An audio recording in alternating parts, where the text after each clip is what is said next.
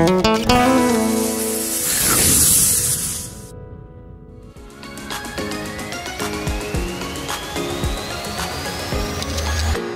বিনন্দীয়া পৃথিৱীখনত চৰাইৰ ভূমিকা অতুলনীয়। চৰাইৰ বিচিত্ৰতা আৰু প্ৰাচুৰ্যতা যিবোৰ এলেকাত অধিক, সেই এলেকাবোৰ জৈৱতন্ত্ৰ আৰু বাসস্থানৰ কাৰণে অধিক উপযোগী। আমি সকলোৱে জানো যে আমাৰ সভ্যতা কলা সংস্কৃতিৰ লগত চৰাইৰ সম্পৰ্ক ওতঃপ্ৰোত। বিনন্দীয়া প্ৰকৃতিৰ অপৰূপ সৃষ্টিৰাজিৰ মাজত পক্ষীকুলৰ মহত্ব মাহাত্ম্য বিষয়ে মানুহৰ মাজত প্ৰচাৰ আৰু সজাগতাক লৈ প্ৰতি বছৰে ৩ জুলাই তাৰিখে পক্ষী দিৱস পালন কৰি আহিছে। এই পক্ষী দিৱসৰ লগত সংগতি ৰাখি অন্যান্য বছৰৰ দৰে এইবেলিও যোৱা ৩ জুলাইত অসম ৰাজ্যিক চিৰিয়াখানাৰ হাৰ্বেৰিয়াম প্ৰেক্ষাগৃহত ৰাজ্যিক পক্ষী সুৰক্ষা সমিতিৰ উদ্যোগত বৰ্ণাঢ্যতা তথা বৰ্ণিল কাৰ্যসূচীৰে ২২তম পক্ষী দিৱস দিনজোৰা কাৰ্যসূচীৰে পালন কৰা হয়। অনুষ্ঠানৰ আৰম্ভণিতে ৰাতিপুৱা পতাকা উত্তোলন কৰে পক্ষীবিদ ভুৱনেশ্বৰ শৰ্মাই। আজিৰ এই বিশ্ব পক্ষী দিৱসৰ শুভাৰম্ভণিৰ সময়ত মই সকলোৰে কল্যাণ কামনা কৰিলোঁ আৰু প্ৰতিখন ঘৰে যাতে চৰাইৰ কাৰণে খাদ্য বিলাই দিয়ে, সদায় চাউল দিলে চাউল বাঢ়ে আৰু আয়ুস বাঢ়ে। গতিকে চৰাইৰ কাৰণে চাউল দিলে এটা বাচনত পানী থ'ব, ক'ৰবাৰ পৰা উৰি আহি মানে আঁতুৰ হৈ আহি যাতে পানীখিনি খাব পাৰে, চাউল খাব পাৰে বা মগু খাব পাৰে। তাৰোপৰি আমাৰ এই গছপুলি ৰোপণ কৰিব সকলোৱে ৰোপণ কৰিলে নহ'ব, ৰক্ষণাবেক্ষণ দিব। সেইটো লাগিলে 10টা ৰোগ এটা বছৰত 10টা ৰোগ, আজি 10টা জীয়াই দিয়ক। ইয়াৰ পিছতে বন্তি প্ৰজ্বলনেৰে এই দিৱসৰ শুভাৰম্ভ কৰে। বন্তি প্ৰজ্বলন কৰে অৱসৰপ্ৰাপ্ত অধ্যাপক ডক্টৰ অমূল্য বৰ্মনে। মানৱ জাতিৰ মনত এটা ধাৰণা জগাই দিয়ক এই আলোকে, যাতে মানুহে চৰাই আৰু মানুহৰ চিন্তা কৰিব পাৰে, সুৰক্ষাৰ চিন্তা কৰিব পাৰে। ইয়াৰ লগে লগে স্মৃতি তৰ্পণ কৰে কাৰ্যকৰী সভাপতি ফুলেশ্বৰ বসুমতাৰীয়ে। যিসকলে বিশ্বৰ কবি আমাৰ পক্ষীৰ বিষয়ে, বিশ্বৰ পৰিৱেশৰ বিষয়ে বৈজ্ঞানিকসকলে লিখি থৈ গৈছে আৰু তেওঁলোকৰ প্ৰেৰণাত আমি বিশ্ব পক্ষী দিৱস পালন কৰিবলৈ আজি সাহস পাইছোঁ। তেওঁলোকলৈ আমি আন্তৰিকতা আৰু কৃতজ্ঞতা স্বীকাৰ কৰিছোঁ আৰু লগতে তেওঁলোকলৈ আমি স্মৃতি তৰ্পণ কৰিছোঁ। ইয়াৰ লগতে শ্ৰদ্ধাঞ্জলি জ্ঞাপন অনুষ্ঠানত বহু কেইগৰাকী স্বনামধন্য ব্যক্তিৰ প্ৰতিচ্ছবিত মাল্যাৰ্পণ কৰা হয়। বিশ্ব পক্ষী দিৱসৰ এই দিনটোতেই ৰাতিপুৱা গছপুলি ৰোপণ কৰি এক কাৰ্যসূচীত বিভিন্নজনে গছপুলি ৰোপণ কৰি চৰাই থাকিলেহে গছ থাকিব, গছ থাকিলেহে জীৱকুল থাকিব, এই বাণীৰে কেইবাগৰাকীও ব্যক্তিয়ে ভাষণ আগবঢ়ায়। মোৰ ভাগ লৈ পেলাই অতি আনন্দ আৰু আপোনালোকে ইমান ধুনীয়া এটা ইনিচিয়েট লোৱাৰ কাৰণে আপোনালোকৰ চব মানে কৰ্মকৰ্তালৈ মোৰ নমস্কাৰ থাকিল। আৰু মই ডেইলি মই পাৰিলে যিমান পাৰোঁ মই ফল মূলৰ গছ লগাই আছোঁ। আজি 2022 চনৰ পৰা জানুৱাৰীৰ 1 তাৰিখৰ পৰা ডেইলি যিমান ৰ'দে বৰষুণত মই গৈ পেলাই চাইকেল চলাই গৈ পেলাই এজোপাকৈ গছ লগাওঁ। আজিলৈকে ভগৱানৰ আশীৰ্বাদত একো বেমাৰ হোৱা নাই আৰু মই বিচাৰোঁ আপোনালোকৰ নতুন ল'ৰা ছোৱালীও যাতে গুচি আহি পেলাই এইজোপাকৈ চাইকেলো চলাই বা যিকোনো স্পৰ্টছত ইনভলভ হ'ব লাগে। আজিকালি কি হ'ল, ল'ৰা ছোৱালীবিলাক বেলেগ ৰাস্তাত যোৱাটো ষ্টাৰ্ট হৈছে। সিহঁতৰ যেতিয়া খেলত সিহঁতে ইনভলভ হৈ যাব, সিহঁতে মোৰ মতে চাগে কেতিয়াও লাইফত সিহঁতে বেয়া বস্তুত আসক্ত নহয়। এই দিৱসৰ লগত ওতঃপ্ৰোতভাৱে জড়িত বিষয়ববীয়া তথা কৰ্মকৰ্তাসকলে বিশ্ব পক্ষী দিৱসৰ তাৎপৰ্য কিংবা চৰাইৰ সম্পৰ্কত নিজৰ ভাৱ ব্যক্ত কৰি যায়। আজি আমাৰ 22তম পক্ষী দিৱস। আমাৰ এই পক্ষী দিৱসটো উদযাপন কৰিছোঁ অসমৰ ৰাজ্যিক পক্ষী সুৰক্ষা সমিতিৰ ফালৰ পৰা।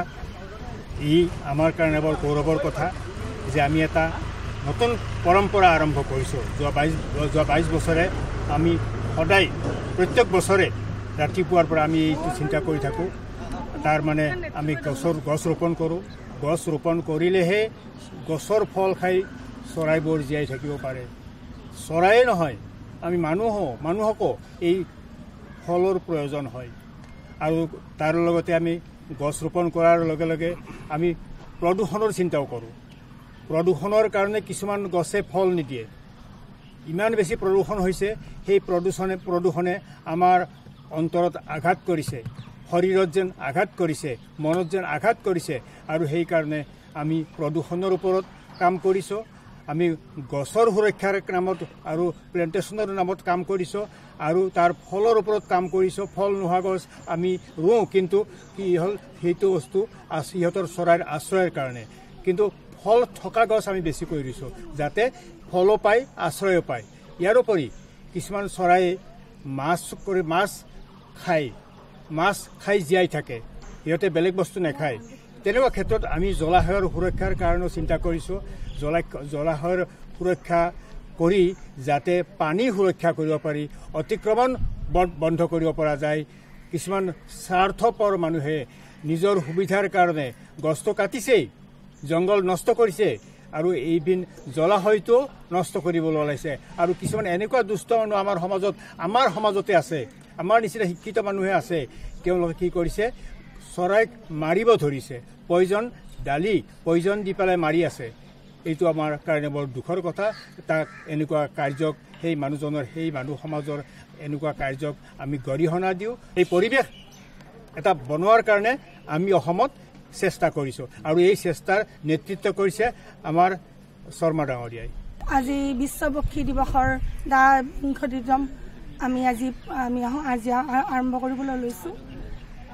আপোনালোকে গম পাইছে যে বিশ্ব পক্ষী দিৱস উদযাপন কৰাৰ উদ্দেশ্য এটাই হ'ল ইয়াত এখন মিটিং পতাই নহয় আমি আমাৰ সমাজক ছাত্ৰ ছাত্ৰী উঠি অহা প্ৰজন্মক আমি নতুনকৈ যাতে তেওঁলোকে গছৰ প্ৰতি বা চৰাইৰ প্ৰতি আগবাঢ়ি যোৱাৰ যি মনোভাৱ সেইটো আগবাঢ়ি ল'বলৈ বিচাৰে আৰু আমি প্ৰথমে মই আদৰণি সমিতিৰ তৰফৰ পৰা আমি সকলোকে আজিৰ এই অনুষ্ঠানখনলৈ কৰিছোঁ এই অনুষ্ঠানখনত আপোনালোকে আহিছে আমাক উৎসাহিত কৰিছে দ্বিতীয়তে আমি ইয়াত বেছিভাগ এতিয়া মহিলা গোট খাইছোঁ আজি যোৱা বছৰলৈ আমি খুব কম সংখ্যক আছিলোঁ এইবুলি আমাৰ ইমান মহিলা আহিছে ভাবিব নোৱাৰা আৰু মহিলাখিনি কিন্তু সকলোৱে হয় শিক্ষা জগতত নহয় কোনো অফিচ কাছাৰী আমি কিন্তু মহিলাখিনি এটা ডাঙৰ কথা আমি পদক্ষেপ আৰম্ভ কৰিছোঁ যে আমি গাঁৱে গাঁৱে হ'লেও গৈ বা স্কুলবিলাকত গৈ এই যিটো বিশ্ব পক্ষী দিৱসৰ উদযাপনৰ যিটো উদ্দেশ্য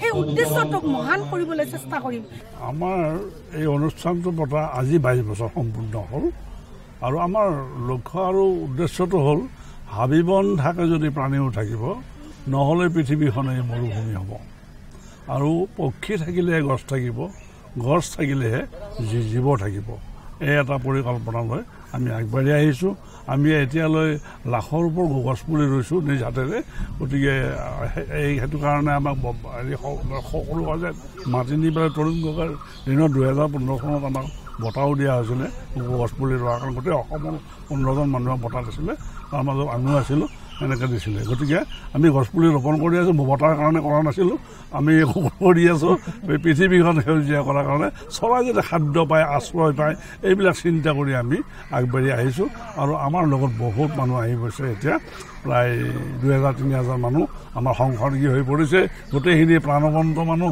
গোটেইখিনি পক্ষীক ৰক্ষা কৰাৰ কাৰণে ওলাই আহিছে গছক ৰক্ষা কাৰণে ওলাই আহিছে গতিকে এটা সংকল্পবদ্ধ হৈ আমি আগবাঢ়ি আহিছোঁ গতিকে এই সংকল্পত যদি সকলোৱে হাত উজান দিয়ে আমাৰ উঠি অহা প্ৰজন্মই যদি আমাৰ শিক্ষাটো লৈ লয় যে গছপুলি ৰোপণ কৰিব লাগিব চৰাইক ৰক্ষা কৰিব লাগিব আৰু ঘৰে ঘৰে আমি যদি চৰাইক খাদ্য দিওঁ চাউল মগু শুকান বুট এইবিলাক আমি যদি ছটিয়াই দি থাকোঁ অলপ মচুৰ মুগ এইবিলাক দিলে কি হয় সিহঁতে জানিব যে এটা খাদ্য দিব অন্যায় নকৰে আমাক তাৰপিছত এটা বাচনত পানী এটা দিব তেতিয়া কি হ'ব আমাৰ সঘনে আমাৰ ঘৰলৈ চৰাই আহি থাকিব আৰু সিহঁতক আমি আশ্ৰয় দিব পাৰে আৰু ভাল গছ গছনি ৰুই পেলাই ঘৰৰ চহৰো যদি আমি তাতো বাঁহ সাজিব কপৌ চৰাই আমাৰ এই জোতা থোৱা জেগাত তাতো বাঁহ আছে জোতা থোৱা যায় পিন্ধা জোতা তাতো বাঁহ আছে কিয় নিৰ্ভৰযোগ্য ঠাই অন্যায় নকৰে এই বুলি ভাবি লয় আৰু আমি প্ৰতি বছৰে এটা কাম কৰি আহিছোঁ যে পক্ষী বিষয় প্ৰতিটো পক্ষীৰ বিষয়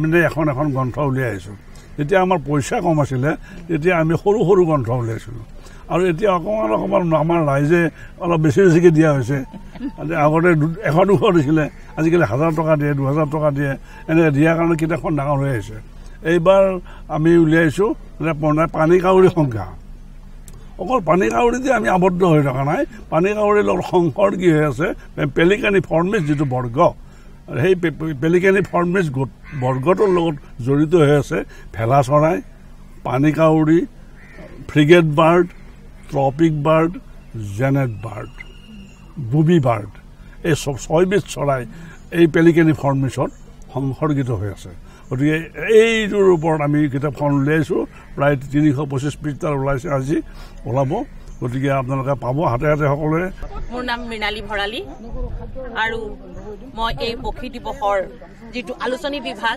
সেই দিনটোত মই পক্ষী প্ৰেমী ডক্টৰ ভুৱনেশ্বৰ শৰ্মা ডাঙৰীয়াৰ লগত আজি বহুত দিন ধৰি আৰম্ভণিৰ পৰাই আমি কাম কৰি আহিছোঁ আৰু সেই হিচাপে আমি এটা আলোচনীৰ বিভাগো ৰাখিছিলোঁ সেই আলোচনীৰ বিভাগটোত প্ৰতি বছৰে আমি এখন মুখপত্ৰ এই পক্ষী দিৱসৰ দিনাই আমি সুন্দৰভাৱে উলিয়াই দিবলৈ সক্ষম হৈছিলোঁ আৰু পক্ষীপ্ৰেমীসকলে যিসকলে নিৰ্দিষ্ট দিনটোত এই দিনটোতেই আমাৰ অসমৰ বিভিন্ন জনৰ পৰা আমি লিখা আহি আমাৰ এই মুখপত্ৰখনক সুস্থ বহাইছিলে আমি সদায় প্ৰতি বছৰে আমি এই পক্ষীক ভাল পোৱা প্ৰকৃতিক ভাল পোৱা সকলো মানুহক লগত লৈ সকলো মহিলাক লগত লৈ আমি বিভিন্ন অনুষ্ঠান কৰি আহিছোঁ পাহাৰে বা জান জুৰি সকলো অঞ্চললৈ গৈ আমি বৃক্ষৰোপণ কৰিছোঁ তাৰোপৰি কণ ল'ৰা ছোৱালীসকলক লগত লৈ আমি যি ধৰণে যি প্ৰকাৰে পাৰোঁ আমাৰ নিজৰ অঞ্চলবিলাকতো আমি এই দিৱসটো পালন কৰিবলৈ চেষ্টা কৰি আহিছোঁ আৰু আমি সেইদৰে বৃক্ষৰোপণ কৰিছোঁ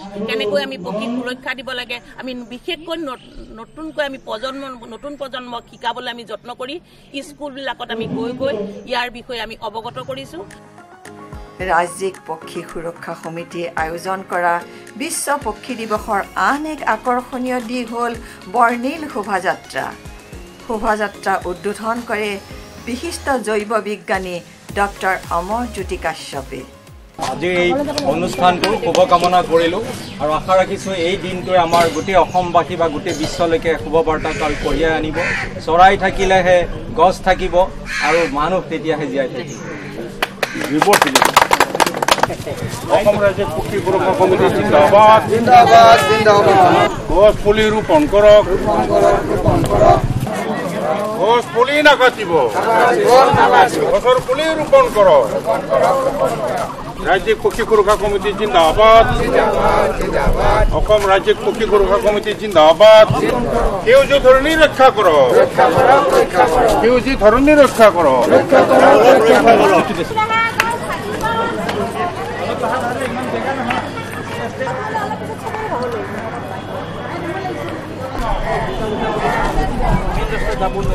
গছৰ পুলি নাকাটিব গছৰ পুলি নাকাটিব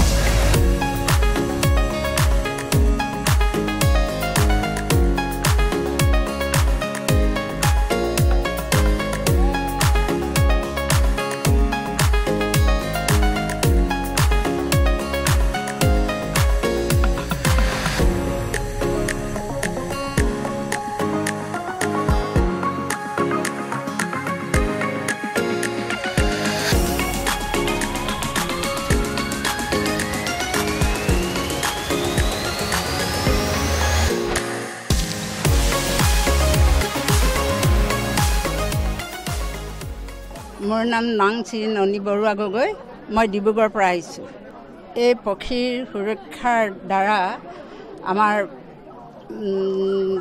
দিহিং পাটকাইত আমাৰ অইলৰ যিবোৰ খনন কাৰ্যৰ গছ গছনিক ধ্বংস কৰিছে তাৰ হৈ মই অকলে এবাৰ প্ৰতিবাদ কৰিছিলোঁ এই প্ৰতিবাদটো গুগলত গৈ যেতিয়া ৰাছিয়াত প্ৰচাৰ হৈছিলে তেতিয়া ৰাছিয়া মানুহে আহি মোক সাক্ষাৎ কৰিছিলে যে আপুনি কেনেকৈ এই বস্তুটো ৰক্ষা কৰিবলৈ বিচাৰিছে যে আমাক পক্ষী লাগে, মানুহক জীয়াই ৰাখিবলৈ পক্ষী লাগে, গছ গছনি লাগে। আৰু আমি আমাৰ প্ৰতিটো ঋতুতে আমি পক্ষীৰ মাতৰ পৰা আমি অনুমান কৰিব পাৰোঁ যে এতিয়া আমাৰ এই বহাগ আহিলে বহাগৰ কুলিয়ে কান্দে, চ'তত আহিলে চ'তৰ কেতেকীজনীয়ে কান্দিব। আমাৰ বিভিন্ন বতৰে আমাক আৰু এই গছ গছনি আমাক মানুহক তেওঁলোকে সুৰক্ষা দিছে। আমি সুৰক্ষা দিয়াতকৈ তেওঁলোকে আমাক বেছি সুৰক্ষা দিছে, কাৰণ প্ৰতিটো বস্তুৱে আমাক জানিবলৈ দিয়ে তেওঁলোকে। যে গছ নহ'লে আমাৰ মানুহৰ জীয়াই থকা কোনো। মই হেমপ্ৰভাত আছা, হয়, ডিব্ৰুগড়ৰ পৰা আহিছোঁ। মই পক্ষী সুৰক্ষা সমিতিৰ ডিব্ৰুগড় শাখাৰ সভাপতি। পক্ষীবিলাক যিহেতু পক্ষীয়ে আমাৰ পৃথিৱীখন ভাৰসাম্য ৰক্ষা কৰি আহিছে, আৰু এই ক্ষেত্ৰত আমি পক্ষীবিলাক সংৰক্ষণ কৰিব লাগিব, বচাব লাগিব। এই বিষয়ে আমি আমাৰ সুৰক্ষা সমিতিয়ে প্ৰতি বছৰে আমি যিবিলাকে পক্ষী ধ্বংস কৰিব বিচাৰে বা গছ কাটিব বিচাৰে এইবিলাকক আমি বাধা দি আহিছোঁ। আৰু পৃথিৱীখনৰ ভাৰসাম্য ৰক্ষা কৰিবৰ কাৰণে গছ গছনি আৰু পশু পক্ষী আমাৰ অতি আপোন, আৰু এই বস্তুবিলাকক আমি ৰক্ষা নকৰিলে এদিনাখন আমাৰ পৃথিৱীৰ পৰা এইবিলাক বিলুপ্ত হৈ যাব, আৰু আমি মানৱ জাতিও জীয়াই থকা অসম্ভৱ হৈ যাব। সেয়েহে আমি প্ৰত্যেককে সজাগ কৰিব বিচাৰোঁ, আৰু এই সজাগতা দিৱসতে আমি এইটো যে মানি আহিছোঁ এনে নহয়।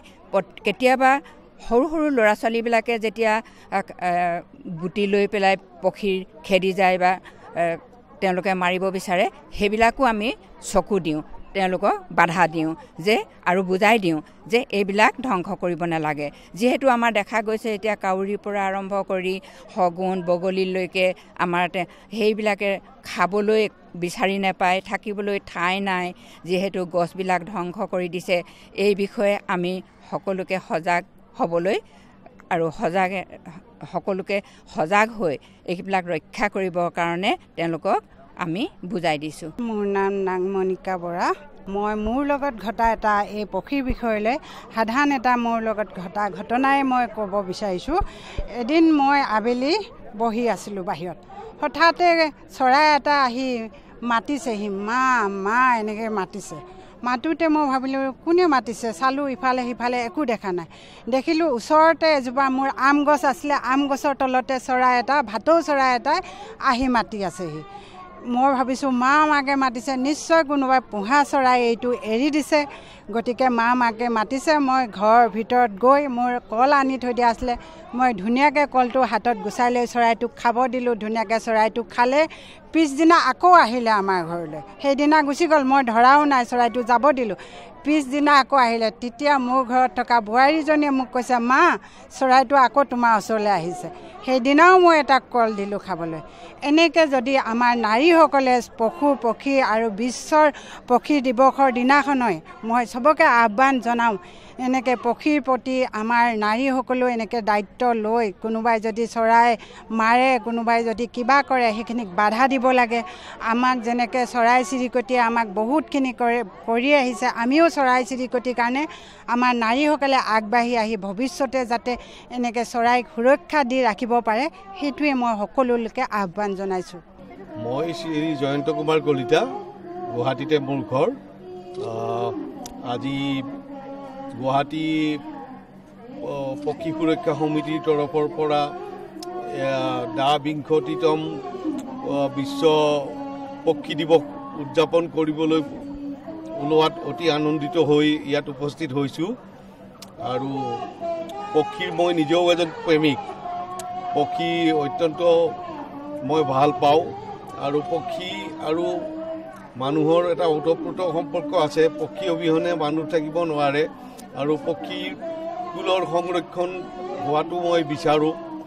আৰু পক্ষীৰ ৰক্ষণাবেক্ষণৰ কাৰণে চৰকাৰ তথা বিভিন্ন অনুষ্ঠান প্ৰতিষ্ঠানে বিহিত ব্যৱস্থা লোৱাটো মই বিচাৰোঁ।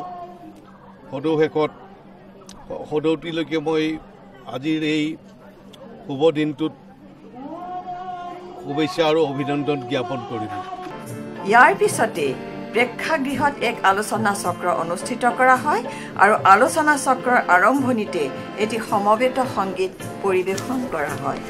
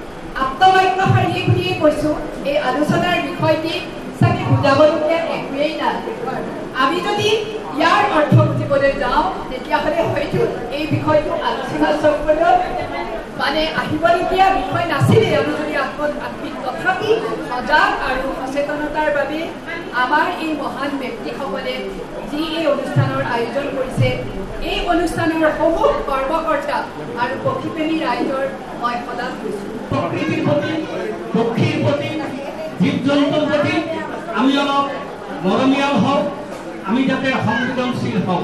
মইতো মোৰ ঘৰত তেনেকৈ ক্ষতি হোৱা কোনোদিনে দেখা নাই। সেইকাৰণে মই আজি আমাৰ পক্ষীপ্ৰেমীসকলৰ আগত ক'ব ধৰিছোঁ, মোৰ ঘৰত এতিয়া 300মান ঘনচিৰিকা চৰাই, এতিয়াও মই সদায় চাউল দিওঁ আৰু সিহঁতে মোক বহুত ভাল পায়। বহুতো দৰ্শকৰ উপস্থিতিত আবেলি এখন সাধাৰণ সভা অনুষ্ঠিত হয়। ইয়াত কেইবাগৰাকী বিশিষ্ট ব্যক্তিৰ উপস্থিতিত প্ৰকৃতি সুৰক্ষাৰ বাবে মানুহৰ কৰ্তব্য আৰু দায়িত্বৰ বিষয়ে সাৰুৱা ভাষণ আগবঢ়ায়। সাধাৰণ সভাৰ মাজে মাজে বিভিন্নজনে নৃত্য গীতৰ অনুষ্ঠান প্ৰদৰ্শন কৰি দৰ্শকক আনন্দিত কৰে।